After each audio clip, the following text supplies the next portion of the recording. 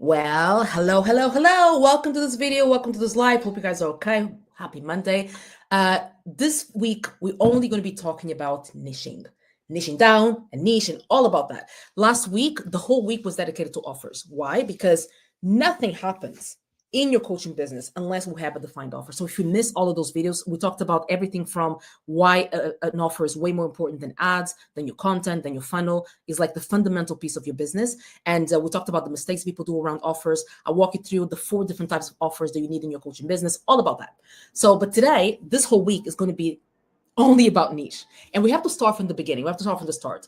What is a niche to start with, right? And what is it not, right? So I think we need to debunk all of those things before I start to go into the nitty gritty about niching and everything, right? So this whole week today, I'm going to talk about like kind of like the intro, or what is a niche, what really is a niche, what isn't a niche, the mistakes people do, the big mistakes people do around niches. I'm going to talk about that tomorrow. I'm going to give you like the 3-part formula for you to choose a profitable niche as well. That's going to be on Wednesday, and then I'm going to walk you through some examples and then how to refine your niche with some of the tools I'm going to give you. Okay, so let's start by agreeing on something. Your niche is not your title, is not your modality, and it's definitely not just saying, I'm a life coach. That is not a niche, right?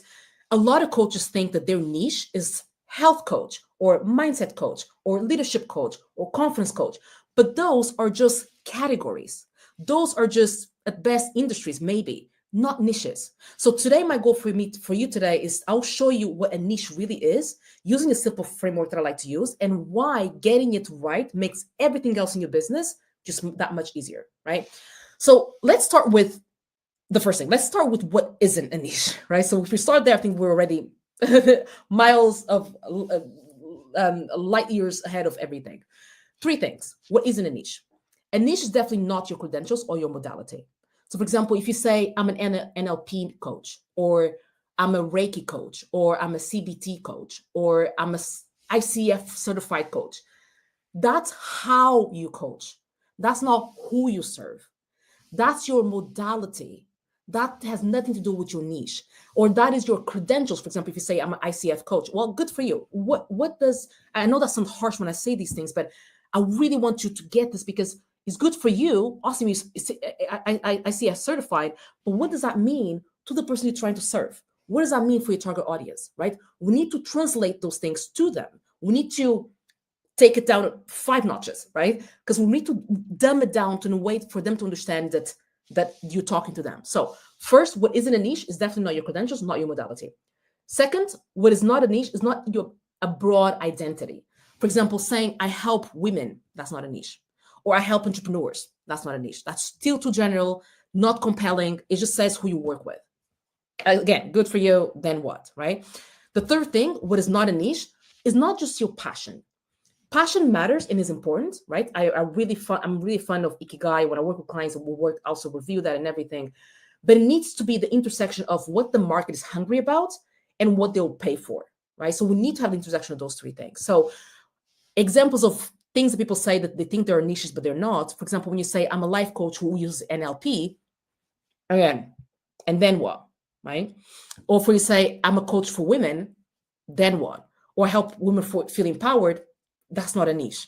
Or help people find their purpose, again, not a niche, right? So all of those things and those examples I just gave you, not niches. Those are at best credentials or modalities that you use, or industries or things like that. Now, right?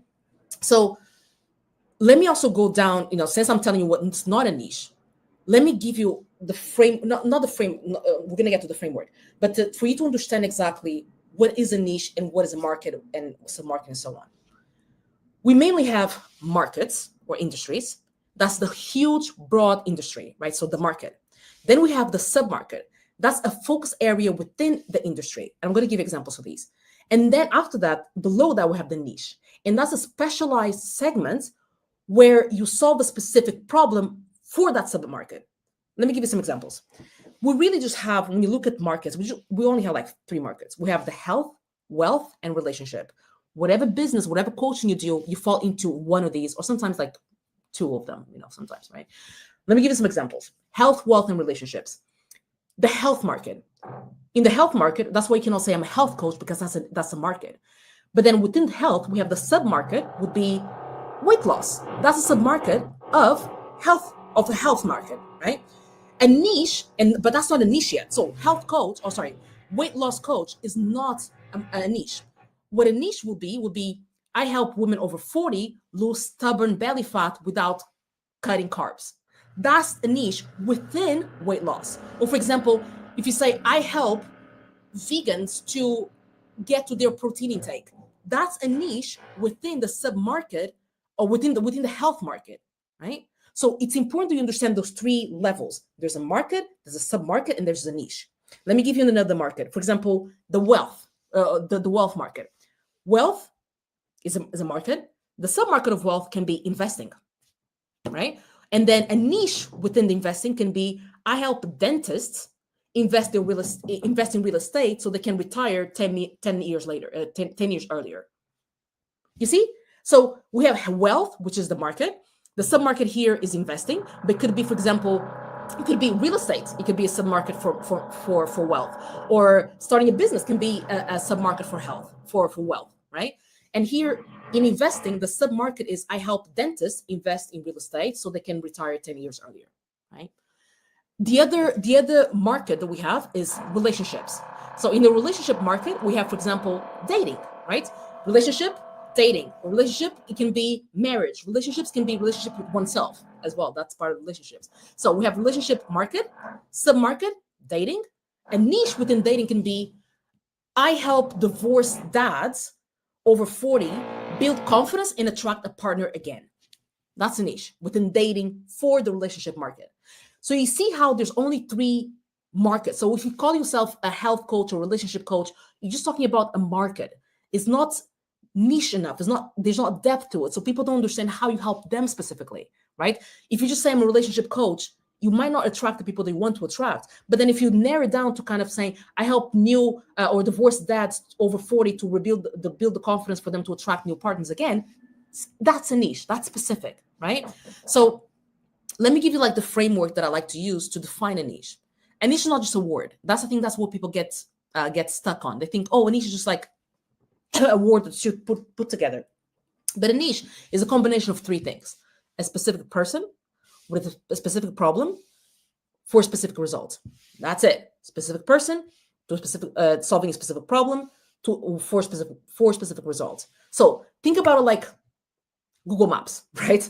Without a street address, you can't get to your destination. Your niche is the address, right? To get to your destination, get to your people. So for example of niches here would be, I help new moms, that's a specific person, stop feeling overwhelmed.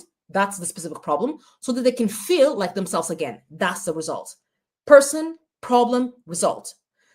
For example, you can say, I help busy lawyers, that's the who, that's the person, lose 20 pounds without fake diets, that's the problem, so that they can perform at their best. That's the result, right?